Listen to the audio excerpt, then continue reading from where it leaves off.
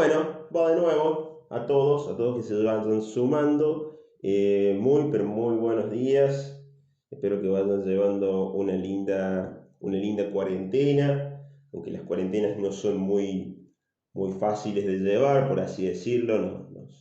Nos obligan a buscar otras formas, nos obligan a buscar otra manera de recrearnos, de estudiar. Bueno, es un lindo desafío, ¿sí? Como les decía, les digo de nuevo, al principio son 30 minutitos de una explicación. A lo mejor vamos a poder hacer un impasse o un cortecito en 15 minutos y después seguimos, porque tengan en cuenta que va a haber muchos chicos que van a estar escuchando esto por medio de las aplicaciones. Bueno, vamos a arrancar porque nos queda un largo camino. Bueno, el tema que hoy nos trae, el tema que hoy nos convoca es la resurrección de Jesús o la resurrección de Cristo. Fíjense, hay toda una cuestión muy importante cuando uno dice o la resurrección de Jesús o la resurrección de Cristo. ¿Sí? Cuando hablamos de Jesús, muchas veces nos concentramos en el Jesús un poquito más histórico. En ese Jesús vamos a cerrar las ventanas que nos pueden llegar a complicar el hecho. Bueno, en el Jesús ese más histórico, en el Jesús que vivió y que murió. ¿Sí? Nosotros el año pasado nos estuvimos concentrando en ese Jesús que vivió allá en la Galilea de hace 2000 y pico de años, judío de nacimiento, nazareno, decíamos que Jesús había nacido en Nazaret, había predicado fervientemente el reino de los cielos, que recordando así muy brevemente, el reino de los cielos era Dios con nosotros. La novedad que viene a traer Jesús de Nazaret es esto, que no es que hay que esperar el reino ya llegó, el reino ya está entre ustedes y con ustedes. Entonces los judíos le preguntaron cómo, si no vino ningún rey, si no vino nadie a derrotar al imperio romano. Bueno, no vino nadie a derrotar al imperio romano, pero el amor de Dios está con ustedes, y si el amor de Dios está con ustedes, el reino de Dios también está con ustedes. Cuestión que lo matan, le politizan la muerte, todo esto ya un poquito lo vimos el año pasado. ¿Por qué le politizan la muerte? Porque los judíos, con un poco de envidia, le inventan una causa política, es decir, de sedición, es decir, contra el imperio. En realidad el imperio no tenía ni idea de quién era Jesús de Nazaret, ¿no? Para quienes hayan visto la película que les he enviado, bueno, un poquito ahí se denota, y también el año pasado cuando vimos la película de Ben-Hur, vimos un poquito el contexto en el que vivía Jesús. Pero, a ver, el Imperio Romano no tenía ni idea de quién era Jesús. ¿Por qué lo mata? Porque está viendo que está causando problemas, es decir, que está yendo en contra del orden. Y ir en contra del orden es un peligro, ¿no? Porque puede haber revueltas, porque sigue habiendo gente que, bueno, se vuelve en contra del imperio. Lo terminan matando. El año pasado terminamos ahí. Es más, no pudimos de alguna manera cerrar el capítulo del reino de Dios, porque no pudimos cerrar con Jesucristo Rey. ¿Sí? Si uno tuviese que hacer el año pasado una cosa completa, uno tendría que haber terminado con Jesús Rey del universo. Pero claro, no llegamos a la resurrección, entonces no podemos explicar otra parte. En esta primera parte de la unidad número 1, nos dedicamos a tratar un poquito de la resurrección de Jesús. Te vuelvo a repetir, si tenés una Biblia ahí a mano, estaría muy, pero muy bueno, ¿sí? Yo voy viendo porque posiblemente tenga alguien en lista de espera, pero puede que alguien vaya a querer entrar de repente. Pero bueno, a ver, sí, evidentemente estaríamos teniendo un Galaxy J7 Prime que está queriendo entrar. No sabemos de cuánto está queriendo entrar. Bueno, ahí va, está entrando, ya arrancamos con la explicación, ¿sí? Bueno, ¿cómo es esta cuestión de la resurrección de Jesús? ¿Sí? ¿Cómo es que pasó? ¿Resucitó o no resucitó Jesús? ¿Qué datos comprobables tenemos de la resurrección de Jesús? Bueno, uno tendría que irse un poquito a los evangelios, ¿sí? No sé si ahí va. Uno tiene que ir un poquito a los evangelios. Porque el evangelio es el libro en el cual uno encuentra que Jesús ha resucitado. Algunos van a decir, no, pero todo esto es un chamullo, todo esto es alguien que se le ocurrió una idea loca de la religión y dijo, bueno, a ver, vamos a escribir esto y bueno, vamos a ver cuánto tiempo sobrevive esta noticia, ¿sí? Pero yo no tiene que ir, o afirmar el tema de la religión, tiene que ir a los evangelios. Y cuando agarramos los evangelios, nos damos cuenta de que en primer lugar esto es un dato ya prácticamente de primer año, ¿sí? Uno ya tendría que haber agarrado este dato en primer año. ¿Cuál es el dato clave de primer año? Que la Biblia no es un libro de historia, ¿sí? La Biblia no quiere ser un libro de ciencia, no quiere ser un libro de manualcito de historia. ¿Qué quiere ser la Biblia? Quiere ser un relato que aumente tu fe, es decir, que te haga creer mejor. ¿En quién? En aquel que nos ama. Entonces, ir a la Biblia es para buscar una verdad, no una verdad histórica, no una verdad científica, sino una verdad propiamente de fe, o lo que llamaríamos, como para poner abajo en un título así grande, una verdad revelada, o sea, Dios que se da a conocer en medio de nuestra sociedad. ¿Qué dicen los evangelios? Porque uno tiene que ir a los evangelios, ¿no? ¿Qué dicen los evangelios de la resurrección de Cristo? Vamos a empezar con el evangelio, el primer evangelio, no el primer evangelio que aparece en la Biblia, porque en la Biblia uno tiene, el orden es Mateo, Marcos, Lucas y Juan, ¿sí? Los 4 evangelios.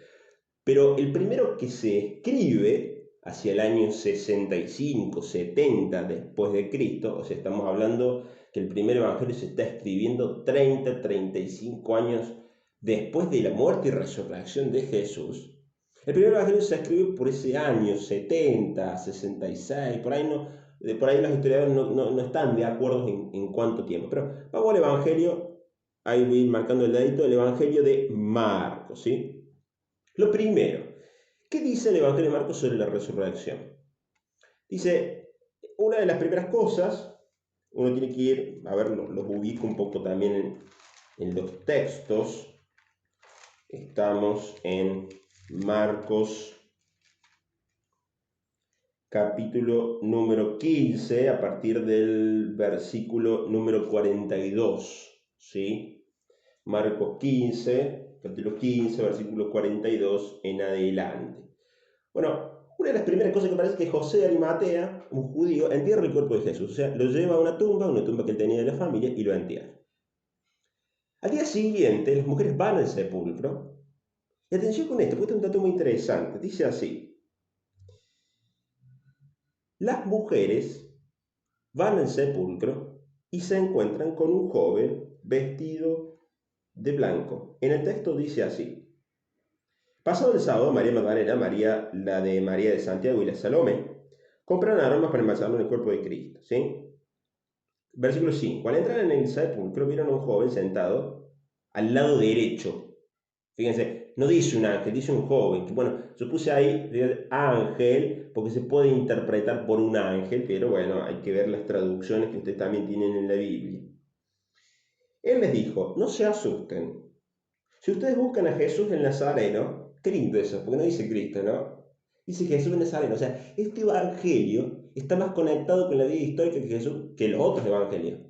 Es el más cercano, es como el evangelio que hace que palpó la vida de Jesús. Dice, ustedes buscan al Nazareno, el crucificado. No está aquí, ha resucitado. Y este es el lugar donde lo pusieron. Entran, dice. Bueno, entran, ven la sábana, un poquito la toalla, las vendas, todo tirado ahí. Bueno, dice, ahora vayan a decir a sus discípulos, y en especial a Pedro, que él se adelanta en camino a Galilea. Ahí lo verán. O sea, lo van a ver en Galilea. Después el Evangelio de Marcos sigue, pero guarda con esto. El ángel, ¿sí? Acá está, es el que le avisa que Jesús resucitó, pero Jesús no lo ven. Es decir, a Jesús no lo ven las mujeres. ¿A quién ven? Ven a un ángel. ¿Eh? Y las mujeres son enviadas, no los varones, atención con esto, las mujeres son enviadas, o sea, son apóstoles. Yo les preguntaría, tuviéramos en la clase de física quiénes son los apóstoles, y hoy en día son los obispos, o sea que las mujeres fueron, entre comillas, las primeras obispas, por así decirlo.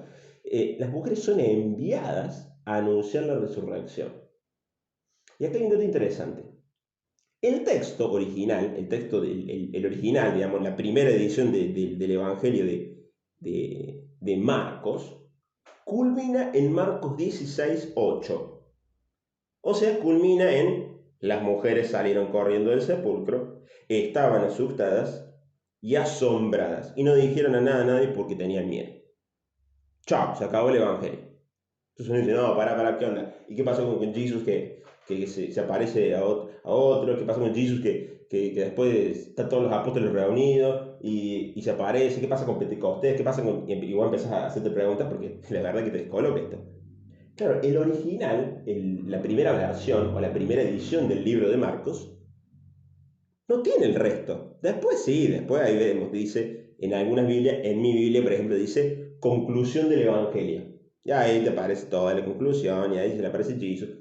Pero el original propio, tenemos ahí a alguien que va entrando. Voy a poner así porque si no está medio complicado ver quién entra y quién no entra, ¿sí? En el original, Marcos no coloca que después lo ven a Jesús. ¿Qué es lo que pone Marcos? Marcos pone que tienen una experiencia con Dios, porque yo no sé si se verá ahí el mouse, no se ve nada. El joven vestido de blanco, o sea, podemos tomarlo como el ángel, hace referencia a una experiencia de Dios. Es decir, estas mujeres tenían una experiencia de Dios que no es material, de que no lo vieron físicamente, y que a partir de ahí pueden deducir que Jesús resucitó. Pero no es que después Jesús se apareció, al menos en el Evangelio de Marcos. No se me desesperen, tranquilos. En el Evangelio de Marcos no. La primera edición, digamos la edición fresquita, no aparece nada. ¿Sí? Vamos a ir al Evangelio de Lucas. Claro, Lucas se escribe el Evangelio de Mateo. Mateo se escribe después de Marcos. O sea, ¿qué hace Mateo? Mateo el Evangelio. Bueno, no decimos Mateo, pero bueno, no sabemos quién escribió el Evangelio. Eso es un dato históricamente. No sabemos quién ha escrito los Evangelios, ¿sí? ¿Se ha cortado todo? A ver, ¿me tienen de nuevo ahí? ¿Me tienen?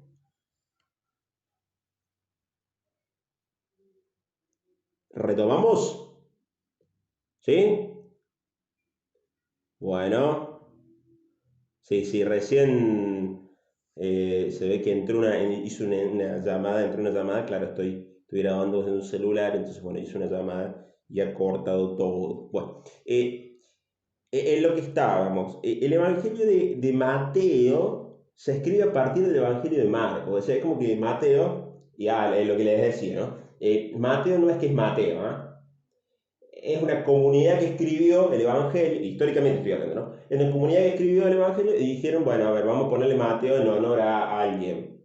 Pero en la antigüedad no existía esta cuestión de propiedad: esto es mío, esto es tuyo, este escrito es mío, patentalo. No existe eso en la antigüedad. En la antigüedad los escritos eran comunes, ¿sí? Eran escritos que, bueno, que se hacían eran escritos de todos y que se hacían y para todos. Una vez del Potro, me acuerdo, cuando lo felicitaban porque había ganado un campeonato por ahí, él dijo algo muy lindo, ¿no? Dijo: esto no lo hubiese logrado sin la ayuda de otros. Fíjense, se salió del medio.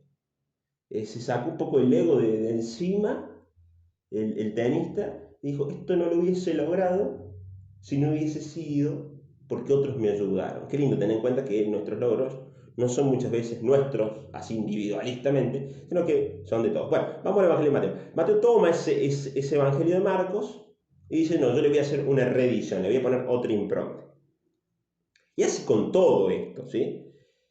¿Qué impronta tiene Mateo de la resurrección de Jesús? La siguiente: hay cositas comunes, ¿sí? Voy a ir nombrando algunas cositas comunes. Vamos al Evangelio de Mateo. Me estoy olvidando de ir, esto de ser productor, de estar produciendo y a la vez estar dando clase, está como medio complicado. Debería tener un productor acá al lado. Bueno, a ver. Vamos a Mateo capítulo... Chan, chan, chan, chan. Capítulo 27, versículos 57 en adelante. Vamos en el 28, pasado el sábado. Dice así. Bueno, en el Evangelio de Mateo también hay unas cosas comunes a Marcos. José de Arimatea, de nuevo José de Arimatea, el mismo personaje, coloca el cuerpo en el sepulcro. Más o menos lo mismo. Pero hay algo que Mateo agrega que Marcos no lo pone. Y dice, los judíos advierten a Pilatos sobre lo dicho por Jesús. ¿Qué es lo dicho por Jesús? Esto es interesantísimo. Esto aparece en la película, chicos. En la película que ustedes han podido ver, si la han podido ver, aparece un poquito en la película, digamos, hace una carátula, por así decirlo, del texto de Mateo. Dice así, capítulo 27, versículo 62. Al día siguiente, los jefes de sacerdotes, los fariseos, se presentaron a Pilato y le dijeron, Señor, nos hemos acordado que ese mentiroso dijo cuando aún vivía, después de 3 días resucitaré. Ordena pues que sea asegurado el sepulcro hasta el tercer día, no sea que vayan sus discípulos, roben el cuerpo y digan al pueblo, resucitó de entre los muertos. Este sería un engaño más perjudicial que el primero. Pilato les dijo, ahí tienen un guardia, vayan ustedes y tomen todas las precauciones que sean convenientes. Entonces, de nuevo, Pilato se lava las manos. Fíjense que es como que Mateo pone la disputa que ya estaba en el tiempo de Jesús, luego de su resurrección. Esta cuestión de que los discípulos, lo voy a decir en criollo, esta cuestión de que los discípulos chorearon el cuerpo. Mateo, fíjense que es muy lindo. Mateo no tiene miedo de poner la segunda versión. O sea que si no tiene miedo, quiere decir que está confiado en lo que va a anunciar ahora. Después de que puso eso, coloca el relato de la resurrección, en el capítulo 28. Pasado el sábado, bueno, no lo voy a leer, pero pasado el sábado las mujeres, ahí lo tienen en el PowerPoint, se encuentran con un ángel. ¿Sí? Hasta ahí venimos bien. Hasta ahí sería lo de Marcos. ¿Pero qué le agrega Mateo? Y luego se encuentra con Jesús. O sea, primero se encuentra con el ángel, segundo se encuentran con Jesús. O sea, le agrega un poco más, le agrega un condimento más. Bien, en el versículo número 9, en eso Jesús le salió al encuentro y les dijo, la paz esté con ustedes. Hay algo muy interesante que Mateo no tiene miedo, sigue en el versículo número 12, así. Estos, los judíos, ¿no? Habla de los judíos. Estos se reunieron con las autoridades y acordaron con los soldados dar una buena cantidad de dinero para que dijeran. O sea, los chantajearon a los soldados para que dijeran lo siguiente. Los discípulos de Jesús vinieron de noche y como estábamos dormidos, robaron el cuerpo. Si esto llega a oídos de Pilato, nosotros lo arreglaremos para que no tengan problemas. Los soldados recibieron el dinero, hicieron como les había dicho, de ahí que salió la mentira, fíjense, Mateo pone la mentira, que corrió entre los judíos hasta nuestro día. Síntesis, ¿qué está queriendo hacer Mateo? Está tirando los dos relatos. O sea, le está diciendo al que agarra el Evangelio, vos podés creer lo que quieras, papá. Yo te cuento que Jesús resucitó. Ahora, si vos querés creer que los discípulos agarraron, chorearon el cuerpo y después quisieron escribir lo que quisieron escribir, no vamos a decirlo crudamente, pero es problema tuyo eso. Bien cordobés ahí. Es problema tuyo eso. Yo te cuento que yo me encontré con Jesús. Yo te cuento que yo hice la experiencia de que Jesús vive, de que Jesús está conmigo. Ahora, si vos querés creer en el relato de que robaron el cuerpo y que después escribieron la historieta como si fuera de un superhéroe, Jesús, créela. Y hay algo muy importante. Yo te dejo en libertad para que creas en lo que vos quieras creer. Qué lindo esto, ¿no? Porque Mateo no está interesado en hacer marketing. Mateo no está interesado, la comunidad que escribe este evangelio, no está interesada en hacer publicidad, en tratar de convencerte a la fuerza, en meterte la resurrección así en la cabeza, dale, vete, dale, cree. No, nada que ver. O sea, Mateo te da las dos opciones. Seguimos. ¿Qué nos dice Lucas? Lucas, el tercer evangelio, se escribe allá por el 90, ya han pasado 40, 45 años después de la muerte de Jesús, muerte y resurrección. Y va a agregar una o algunas informaciones más, ¿sí? Vamos a Lucas. Lucas, me estoy quedando sin tiempo, no, 20 minutitos. Bueno, si se corta lo de Zoom, volvemos a entrar, ¿no? Zoom dura, no tiene más de 40 minutos en el aire, no dura más de eso. Entonces, si se corta, volvemos a entrar. Bien, estamos en Lucas capítulo 24. ¿Qué dice Lucas? Las mujeres se encuentran con el ángel del sepulcro, de nuevo el ángel. ¿Qué quiere decir el ángel? Lo voy a repetir, la experiencia con Dios. Ahora, después de que las mujeres se encuentran con Jesús, al mismo tiempo o simultáneamente, Lucas pone otro relato muy interesante, que es el famoso relato de los discípulos de Maús. Voy a leer la primera parte, pues. Dice, aquel mismo día 2 discípulos se dirigían a un pueblo llamado Maús, que está a unos kilómetros de Jerusalén, 12, o sea, ahí cerquita. E iban conversando de todo lo ocurrido. Mientras conversaban y discutían, Jesús en persona se les acercó y se puso a caminar con ellos. Pero algo impedía que sus ojos lo reconocieran. Él les dijo, ¿de qué van hablando por el camino? Uno de ellos, llamado Cleofas, le contestó, ¿cómo? ¿Sos el único forastero en Jerusalén que no se enteró de lo que pasó en estos días? No sé qué onda, estás colgadazo, hermano, no te enteraste de no te enteraste que todavía tenemos el coronavirus. Bueno, habría que decirle eso a algunos gobernantes del mundo, ¿no? No te enteraste que nos hace bolsa el coronavirus. Bueno, pero fíjense acá el detalle. Van los discípulos camino a Maús y no se dan cuenta que es Jesús. Porque le dicen, soy el único forastero. O sea, como que no tienen ni idea quién es Jesús. Después cuando Jesús hace como pan caminando, siguen, le dicen, no, bueno, quédate a comer, y Jesús parte el pan, ahí los discípulos lo descubren. ¿Pero por qué lo descubren? Porque se dan cuenta que, mira, Jesús tiene la presencia física de la de Jesús. No, se dan cuenta por eso. Se dan cuenta porque el gesto que hace Jesús les hace abrir los ojos. Entonces ahí los discípulos no es que Jesús se les aparece, sino que ahí en los discípulos lo tienen que descubrir a Jesús. Eso es muy importante. Al mismo tiempo Lucas pone otro relato en el cual sí Jesús se aparece. O sea, es Jesús, vos lo ves y es Jesús.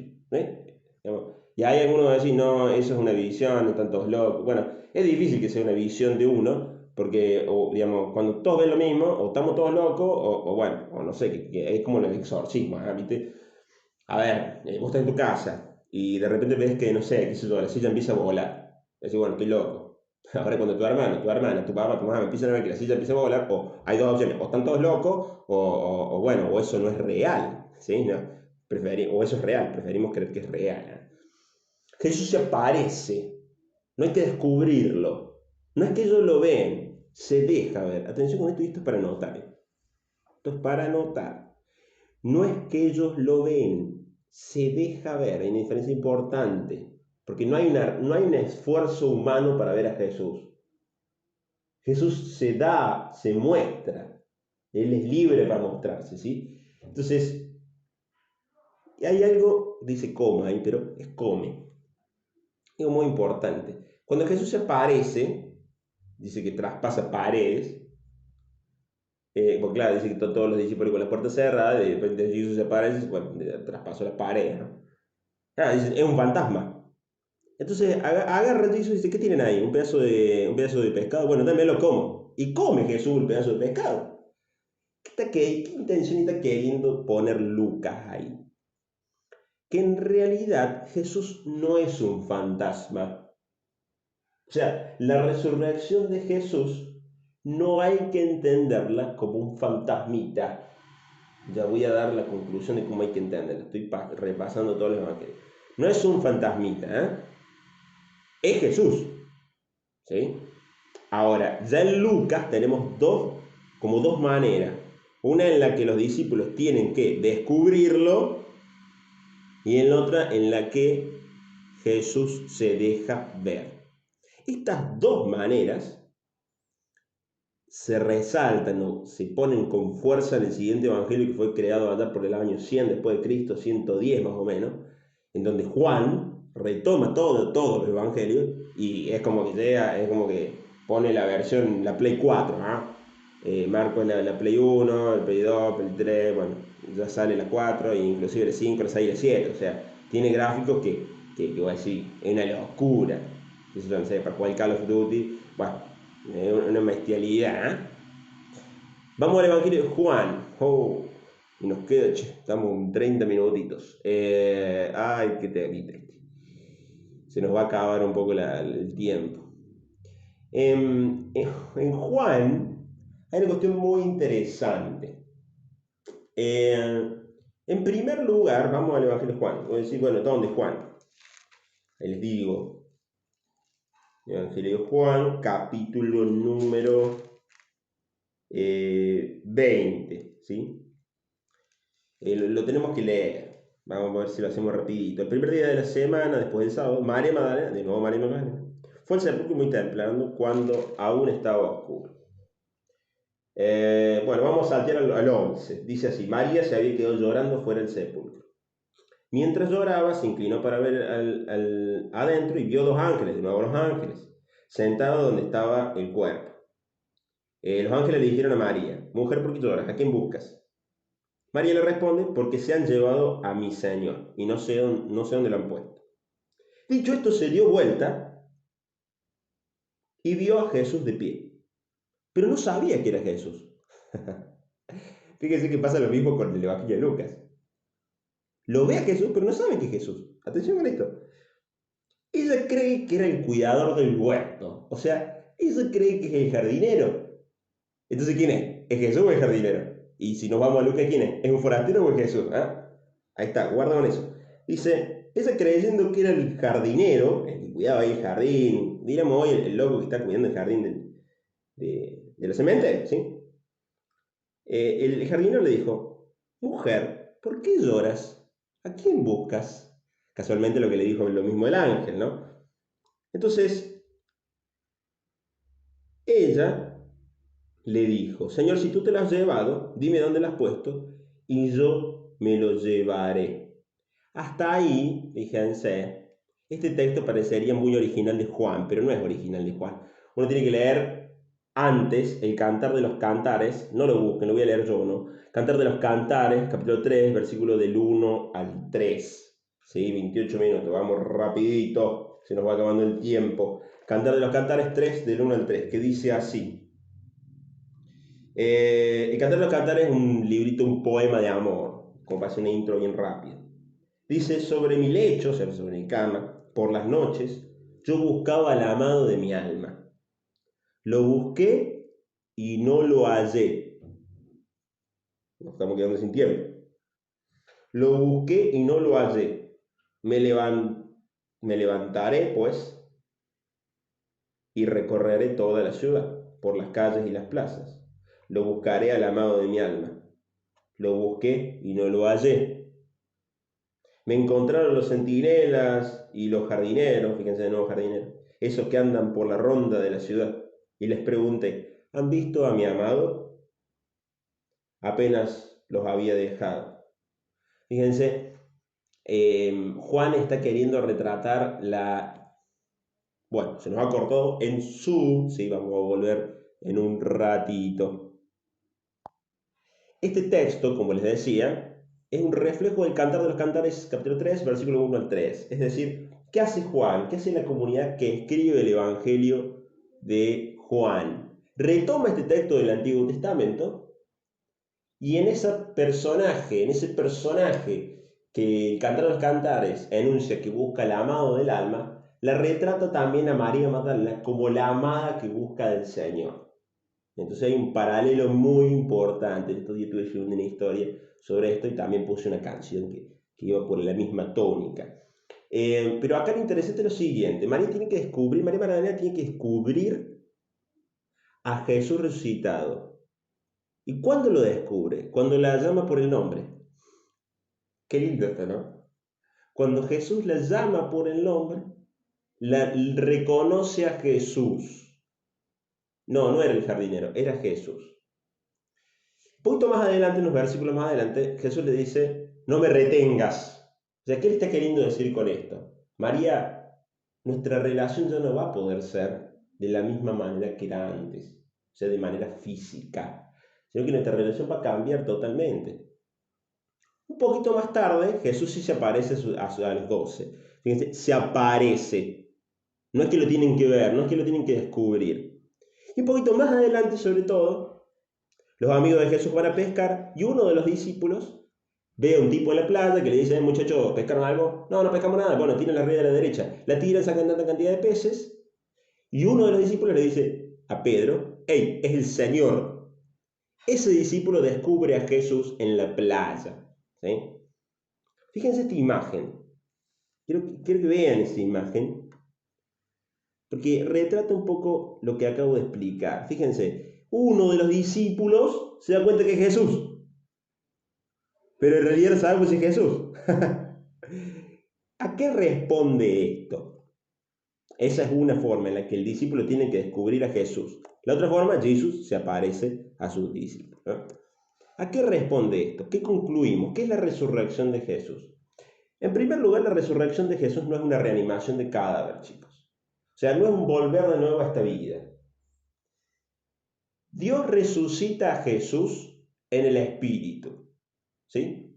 Transforma a Jesús de un cuerpo mortal, físico, a un cuerpo espiritual. Uno dirá, no, no es un fantasma. Bueno, entonces, ¿cómo entenderlo? Bueno, si lo querés entender como un fantasma, entenderlo como un fantasma, pero no es un fantasma, ¿sí? No tiene más cuerpo físico. Cuando en el credo decimos creo en la resurrección de la carne, estamos hablando de creo en la resurrección total de Jesús. No hay un cuerpo físico, ¿sí? Jesús resucita no en cuerpo físico, no es como la resurrección de Lázaro. Jesús resucita en un nuevo cuerpo. O sea, para los que les gusta el anime y Dragon Ball Z o Dragon Ball, la saga de Dragon Ball, de nuevo vamos con la saga de Dragon Ball, no expliqué eso el otro día sobre la saga de Dragon Ball, pero cuando para darles una explicación, cuando Goku pasa de nivel, o sea, cuando bueno, evoluciona, por así decirlo, sigue siendo Goku, no es otra cosa, pero ya no es Goku, no es el mismo. Pues bueno, cuando Goku pasa de nivel, sigue siendo Goku, pero ya no es lo mismo que antes. Con Jesús pasa lo mismo. Jesús es el mismo de siempre que caminaba por Galilea, al que mataron, pero ya no es lo mismo. Está resucitado en el Espíritu. Está evolucionado. Está en nivel Dios, fase Dios. ¿Sí? Entonces, ¿cómo lo encontramos a Jesús? Lo encontramos por una única vía, una experiencia de fe. Digo, la resurrección de Cristo no se comprueba. No se bueno, vamos a comprobar la resurrección de Jesús científicamente. No, hermano, le estás errando. No se comprueba vía físicamente, vía ciencia. La resurrección de Cristo se comprueba en una experiencia de oración con Él, en una experiencia en donde Él te va a buscar. La película que vimos el año pasado de María Magdalena, si la han podido ver, ¿no? Obviamente, creo que la vimos. En las últimas escenas, María Magdalena le dice, miren hacia adentro de su corazón y lo van a encontrar. María Magdalena es una de las pocas que hace la experiencia de encontrar al resucitado en su corazón, en la oración. ¿Cómo? ¿Cuántas formas digamos, a ver, voy de nuevo. ¿Cómo se aparece Jesús? De dos maneras. Conclusión. Una en la que se deja ver, en la que Él se muestra, que fue, lo diríamos nosotros, edición limitada, solamente para los apóstoles, y otra en donde nosotros lo tenemos que descubrir, edición ilimitada. O sea, tenés la tarea de descubrir a Jesús en tu vida.